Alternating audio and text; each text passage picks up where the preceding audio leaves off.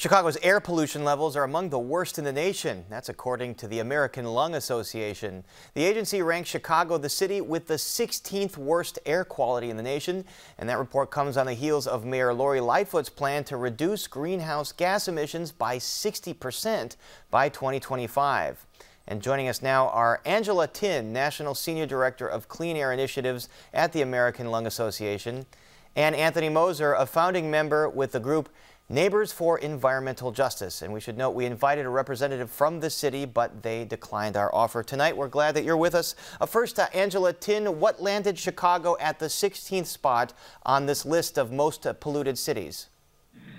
This is an ongoing evaluation that occurs every year. And last year, Chicago was the 16th, and Chicago again continues to be the 16th worst. And Angela Tin, we're looking at things like ozone and particulate matter. So break down the difference between those things.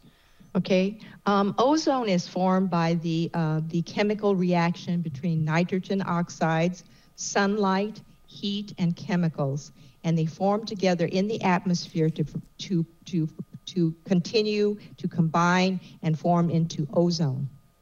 And then particulate matter are the little dust particles that folks breathe in that are also very unhealthy, correct? Yes, and particulate matter includes dust, but it also includes some water droplets and some soil and some organic components, pollen and things like that. And Anthony Moser, earlier in the program, we talked about how life expectancy has dropped, especially among Black and Latino communities in Chicago. How does air pollution play into that, especially in different neighborhoods throughout the city? Sure. So air pollution, first of all, there's no really safe levels of air pollution. And one thing that we know is that it is correlated with higher mortality, more severe cases of COVID if you get it. There are a lot of different ways that it can affect your health. And the city of Chicago has done its own mapping of where there is the greatest risk and the greatest health impact from air pollution. So like there's a very well-established kind of red zone, especially along the southwest side and along the west side, where the industrial corridors are. That have been experiencing the worst air pollution and a lot of health consequences as a result of that. And Angela Tin, again, Chicago ranking 16th this year. It is the third largest metro region. Is there some solace to the fact that it's not the third worst in the nation? Well, it continues to be not good, but again, there is very slow improvement, especially in the area of ozone. Talk about what's caused that improvement. I mean, we've had some coal-fired power plants shut down in the last 10 years. What are the factors that are causing improvement in the city? Well, one of the major things is that it comes from the combustion of generally automobiles, engines, and mobile transportation sources. So we continually have the number of vehicles that traverse the streets of Chicago, and they don't go less. There still continue to be abundant numbers. Now, in addition, we've had a lot more mass transit vehicles and other opportunities for people to reduce the pollution by using alternate forms of transportation, alternative fuels, and other types of engine sources like electric vehicles. So some slight improvements. Anthony Moser, there have been a lot of debates over the last few years, especially on the south side, South Chicago, and the rejection of General Iron moving in there. But talk about the health impacts of air pollution on people in places like Little Village or South Chicago because of all that industry. Yeah. I think in a lot of ways the health impacts are pretty well documented. I mean, air pollution can shorten your lifespan in a bunch of different ways. And I think one of the things that we really need to see the city do is move past just cataloging this stuff, right? And move past just measuring air quality. Like the new Climate Action Plan proposes these air quality sensors. There's a lot of data that we already have, but for data to matter, you need to act on it.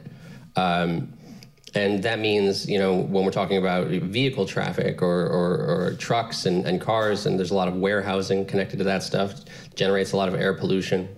Like, we need to take action to reduce emissions from these sources. So it's not enough for us to just measure air pollution and say we know that the air quality in your neighborhood is bad. We have to go past that and say what is making it bad and what can we do to make it better. And in fact, Angela Tin, the mayor, has proposed a 60% reduction in greenhouse gas emissions by 2025. And when you look at Chicago, its status as a central transportation hub, all the industry and all the traffic that remains, is that really achievable? Well, one thing that we found out that, this data collected during the years of 2018, 19, and 20. And in 2020, this was when the COVID was about, and we had a reduced level of transportation. And even that reduction in the amount of traffic, the air pollution monitors did not show hardly any improvement. So we need to reduce the number of vehicles by using alternative fuels and alternative transportation sources and alternative engines even more than we are currently doing today.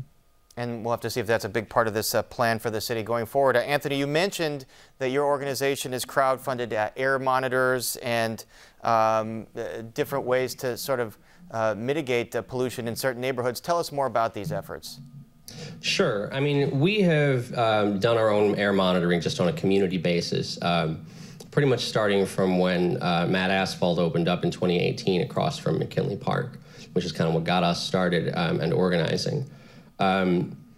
And so that's been something that we've done to try and demonstrate that the problem is real. And we have data that shows that. And the thing is, the city also has a lot of data that shows that. So I think they also have a lot of complaints, that have been filed. So I think they kind of know where a lot of the problem areas are.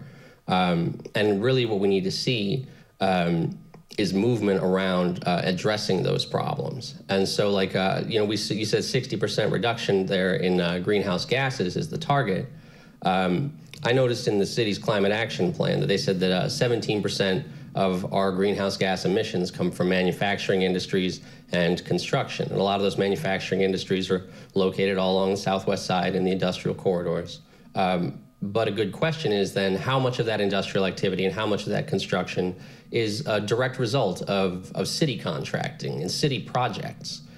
We need to quantify the emissions that are being generated by the city's own projects and proposals if we're going to be able to cut the emissions by 60%, if that's the goal.